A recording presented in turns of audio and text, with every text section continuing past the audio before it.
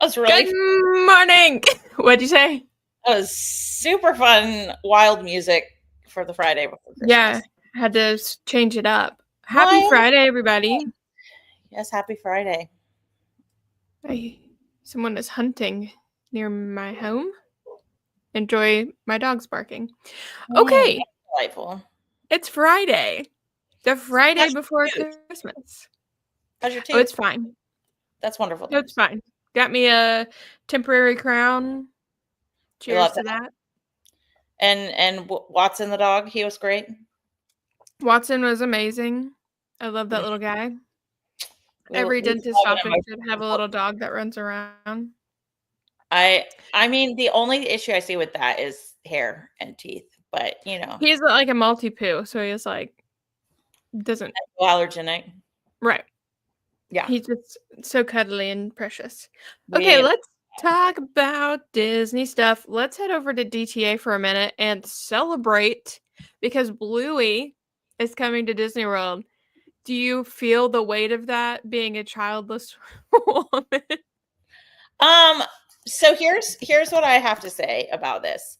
I quite literally had a conversation with a friend Monday who told me that they want to take the kids to Disney. They're not sure when, but they want to know when Bluey is coming because they are a big Bluey family.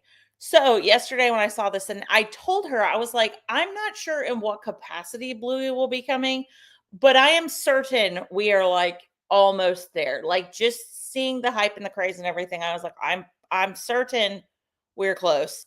So when it got announced Wednesday, I felt like I just was, or yesterday, which was not Wednesday, it was Thursday. Anyways, I felt very proud of myself that I felt like I clearly had some insider Yeah, brain well, knowledge. you're clairvoyant. Yeah, I mean, basically. I'm super excited. We love Bluey in our house. Do you have It, a favorite episode? a favorite episode. It depends on if you want to laugh or cry. Because Okay, they have them, because and they I'm all a sad girl at heart. What am I going to watch if I want okay. to cry? So, Rug Island is the name of the one they a lot of them are, like, they'll be really funny, and then they'll just, like, stab you with, like, this emotional sword right at the end, and then they're like, "And God. we're done! See you next time." Literally. Yeah. Rug Island makes me weep. Like, There are actually, or are we is there some judging here? no, I'm truly. Oh, wow. If That's you're in the comments and you watch Bluey, does that happen to you? Do you weep too? I'm telling you, it they're so funny, and then they're like, "And stab." So and stab. and stab. But there's also one where they play doctor, but I don't know the name of the episode, and that one's just funny. So, really funny. I feel like Bluey's for everyone. My kid's 10 and he still loves Bluey, so That's wonderful news. Well, I was trying to log into DTA and I am a very big fan of a password manager. And mine will not let me in right now. It says I don't know my password, which I do. But it's telling me I don't. So there's that. that's It's okay. I have mine right here. So Bluey was announced, and then it says new artful experiences at the 2025 Epcot International Festival of the Arts. So new stuff there. I think it's going to be in Communicore Hall, which would That's be. what I saw some of the art renderings of that, and that's what it looked like. Mm-hmm. Speaking of Communicore Hall, we were there a few days after Thanksgiving, so we went to see the cool Epcot ball. It was very interesting, but also there weren't very many people in there. I feel like people didn't know that it existed, which Well, was they nice. don't really have. Did they have signage outside or anything? No, I feel like there were a few posts about it, but I think that's one of the things I love about Epcot festivals, period, is that there's so many hidden gems. So I had so much fun last year trying to find the Mushu the dragon chalk drawing in China. But half the cast members, I was like, "Excuse me, do you know where Mushu is?" And I got looked at like I was Mushu. Like it was wild. But we Do found you it. need help, little girl? Ma'am, on a scooter. What is your deal? I don't have a deal except for I would like to see Mushu. Thank you so much. Josh and I found him. It was the highlight of the day. We may or may not have been like FaceTiming with my mom. Mushu was, fun fact, Mushu was not Mushu, Mulan was the first Disney animated film I'm pretty sure I saw in theaters. So like it was kind of a big deal. I love Mushu. Mulan was big in our house. Yeah. It's my mom's favorite movie. So My sister had a preschool classmate that would literally run to, so I'm from the mountains of North Carolina. She would run to the top of the hill at the preschool, sing the song, the like, who is the girl I see staring straight back at me? And then roll down the hill. It was fantastic. We still talk about it to this day as a whole family. Like it's a thing. So that's some good energy. Yeah, it was great energy. Okay, third thing, the Disney Plus subscribers promo on the cruise. Help me, because once again, if you're watching this, you'll know that I'm cruise illiterate and MK is not, so good for her. It says third and fourth guests under 18 years of age. Why do they have, why you got to say it like that? Because so cruise pricing is typically based on, unless it's Virgin Voyages, but Disney is not that. It is like quite literally the opposite. So for Disney Cruise Line, Royal Caribbean, most of the big ones, your standard cruise fare is going to be based on a double occupancy of the room, meaning that there are going to be two people in that room. Most cruise lines have staterooms that sleep 4, staterooms that sleep 3, staterooms that sleep 4, and then Disney has these really awesome ones that I actually love, even as like if we're going as 2 people that sleep 5. The reason I love the ones that sleep 5 are because the toilet section of the bathroom is like a different section of the bathroom than the sink section of the bathroom. So you have or like the shower part of the bathroom. So you have a shower part of the bathroom and then like a different door to get into the sink part of the bathroom. I am like very sensitive, so we'll just let you figure out why I love that. But for third and fourth guests, because they aren't the same as guests 1 and 2, they often are a little bit cheaper anyway.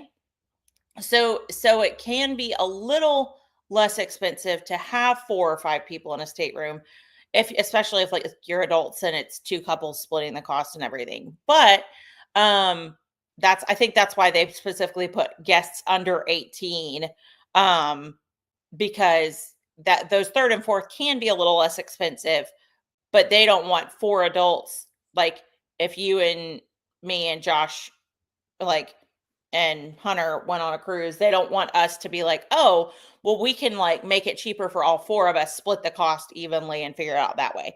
So with the 18 and under, that takes care of that. But then the third and fourth is also like, it's half off whatever the pricing is for guests 3 and 4, because the pricing for 3 and 4 is different than guests 1 and 2. Does that make sense?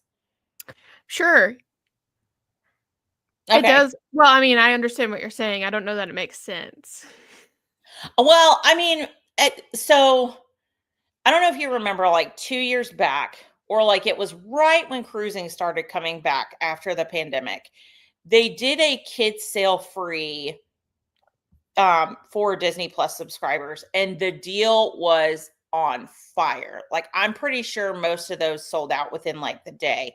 And I don't know what your social media looked like yesterday. Mine looked like a ton of, and stories, mine looked like a ton of screenshots of people being on hold for 3-4 hours and making magic happen for their clients, which like, that's how I would have handled it if I had cruise clients on any of those sailings. I have more clients that are in the parks. So for me, that's how my phone looks when Disney drops a new promo on, like park reservations.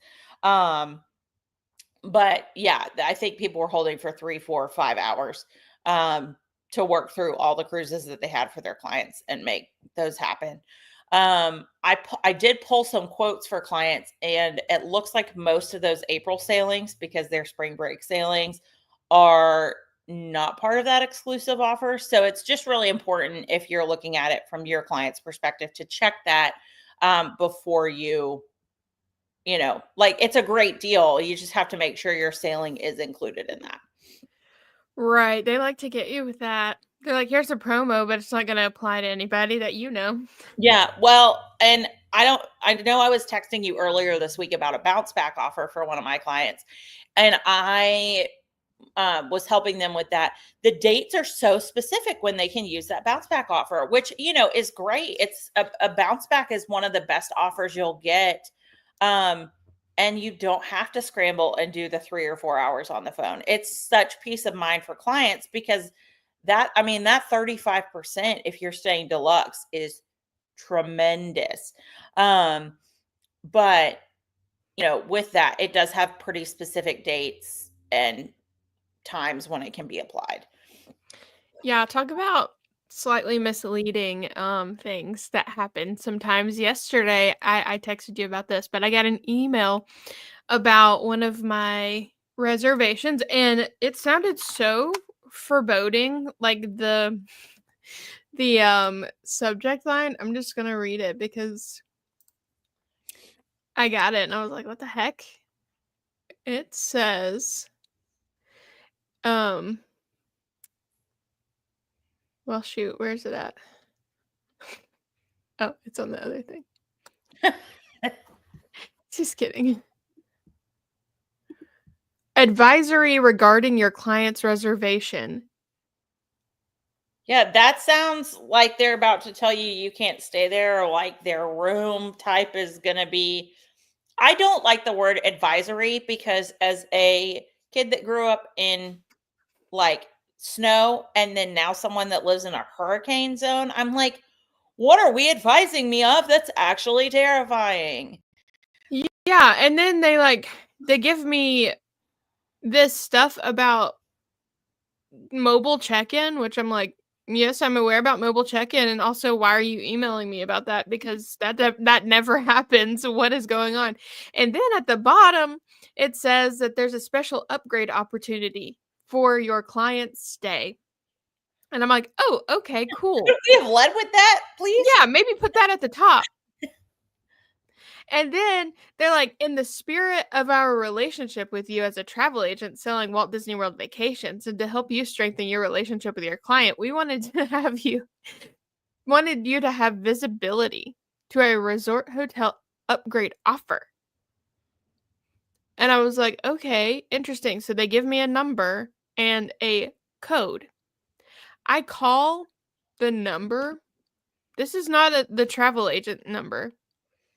It's not a travel agent number. It's just a really very random Walt Disney World resort phone number. I'm not really sure where it's going to go. And I'm like, okay. And they're like, what are you calling about? The little automated voice lady. And so I'm like, okay, I'm just going to call the travel agent number because I don't know what's going on with that. So I call the travel agent number. And then I say that it's for an existing reservation. Well, then they put me into dining. I'm on hold. And then she's like, Disney dining. And I'm like, what? And I was like, oh, Area. I'm sorry. I was supposed to be connected to existing reservations. And then she got an attitude with me. Like I did it on purpose to be connected faster. And I was like, girl, take it up with your automated system, honey. I had the same thing, like very similar thing happen with another supplier this week, where I kept pushing the right number and it would take me somewhere else. And so I feel you. Anyways, carry on with your story. Right. So she's like, Disney dining. And I was like, oh, I'm sorry. I was supposed to be connected to existing reservations. And she was like, and audibly guffawed at me. And I was like, well, hold on a second. And she was like, okay, are you even a travel agent? And I was like, yes. Ma'am, I have a CLIA. I have. What else would you like for me to share with you? And Hunter I is have sitting a right planner next to that I me. made for travel agents. Literally, do you know who you're even talking to right now? Hunter is sitting beside me and he's like, and I'm like, what is going on? And so she's like, okay, sure. What's your agency name? And I said, Happiest Things Travel. And she said, Happiest Days Travel. And I said, no. It was a moment in time. Anyway, so I give her my CLIA, everything. She connects me to the right person. And I told Hunter, I said, she better be thankful that I didn't get a survey after that. Ooh. Anyway, so I get connected to the right person and she looks up the special offer for me and she says, okay, I have two options for you. So to preface this, my client is staying at All Star Movies. Okay. So she's like, I've got two offers for you. Number one, they can stay at Art of Animation in a family suite. And I'm like, okay, that might be like an That's a really interesting, nice upgrade. Yeah. right? And then she gives me Riverside as another option. And I'm thinking they're probably not going to be interested in that, but okay, whatever. So she gives me the totals. And I'm like, okay, when do we need to like decline or accept the offer? And she's like, you've got until January 3rd. And I was like, excellent. So I get off and then I'm like curious. So I get on DTA and I make like a new, like I'm making a new reservation, whatever. Right. At Art of Animation, it was $100 less to book a rack rate reservation for the same weeks and everything than the special offer. Once you added the discount, it was $600 less than the special offer that they gave me.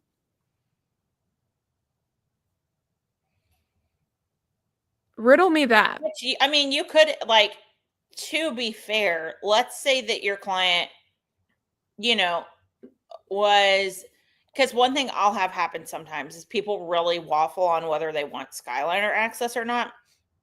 And when it's January, I typically am a little more leery of offering Skyliner resorts simply because we don't know if like what Skyliner refurb dates are going to be. And there always are some Skyliner refurb dates in January. So with that, like, you could have called back and said like, hey, let's say that your client had decided we would really love that family suite at Art of Animation. You could have called back and had that exact same reservation, or just like completely redone it online and been like, okay, I'm going to modify and do the same thing that way. So I think you bring up a great point, and that it's always important to check how different things are, like what the different pricing is going to be, because I have fallen into this trap where it's like, okay, yeah, I could stay at X Deluxe, but it's still going to be more per night than if I stayed at a different deluxe, no discount, like depending on what has discounts available and stuff. So it's always really important to like just play around with your options. It may take a little more time, but like, really, if you want to give your client the best options available, like playing around and figuring out what deal is going to suit them most effectively is so key. For example, Yeah. like we went to Disney with my family for Christmas, and we had debated on going with a 3 or a 4-day ticket. Well, a 4-day ticket, so like 3-day hopper versus 4-day hopper, because they were running a deal on where if you got a 4-day ticket, hopper was automatically included. It ended up being cheaper to get the 4-day ticket because hopper was already included. So that's what we ended up doing. But Yeah, but like, why? What is the algorithm? Who is sending out these special offers and then making them $600 more expensive than if you booked it online? And the way that they worded the email, and it was like, we want to offer you visibility. And I'm like, okay, are you sending my client an email too? And saying I'm that, wondering more if you are, because I know we've talked about this some offline. I'm wondering more if you're close to a sales threshold for a BDM. And so that would push you just over the edge for that.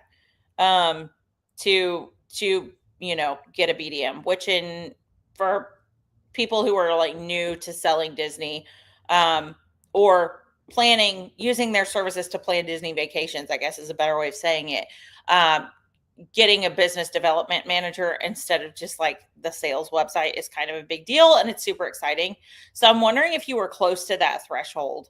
And so they're like, Maybe, but here's a chance for you to get some visibility. I can't the wait. way that I'm not going to offer my client that. No, I mean, I think that brings up a good point in that, like, the most important thing we can do is advocate for what our clients want, not what we want. Yes, it's great to make sales, but like my ultimate objective is to give my client the best vacation possible. And if I am not actively listening to what's important to them and am much more pushy about what's important to me, they're not going to have the best vacation. So I think there is a time and a place to share your insights, but ultimately it's your client's vacation, not yours. If you want to do certain things on your vacation, have at it, homie. But we're all here to serve clients and do that well. Yeah, and always double check things like that, because you're going to look real silly, because I know some people that you work with are going to go online and price check things themselves. Yeah. And if they see, they're like, this is like almost $1,000 less than what you're offering me, then that looks shady. I had a client do that once, but he was checking it off like Expedia or something. And I know that there are some agents that have purchased like tickets off Expedia and then gone to the park in COVID days, and the ticket was used. So like I think it's important to explain to people, like, the only sites that I will purchase off of are like these specific ones because they're Disney owned, and I can trust that what I'm like quoting you and selling you is accurate and will work when you go scan it at the park. Right. All right. Well, it's Friday. Are we going live on Monday? We are, aren't we? Well, I think we're going live on Monday, but then I don't know if we were going live on Monday and next Friday, or if we were just going to do live on Monday and not live for the rest of the week. Well, either way, we'll see you guys on Monday. Yeah, but we'd love to know what you're working on, and maybe share like one thing you're really excited about for next week. It's going to be a great one. Yes, it is. And if you want to hear me and MK yap more, you can go over to my Happiest Things Travel YouTube and watch the Mickey's Very Merry Christmas Party. Oh, what chaos. What delight. It was chaos. It was absolute chaos, but it was super fun. So if you want something to listen to, head over and watch that. But we will see you guys on Monday. Have a fantastic weekend. Have a great weekend, y'all. Bye. Bye.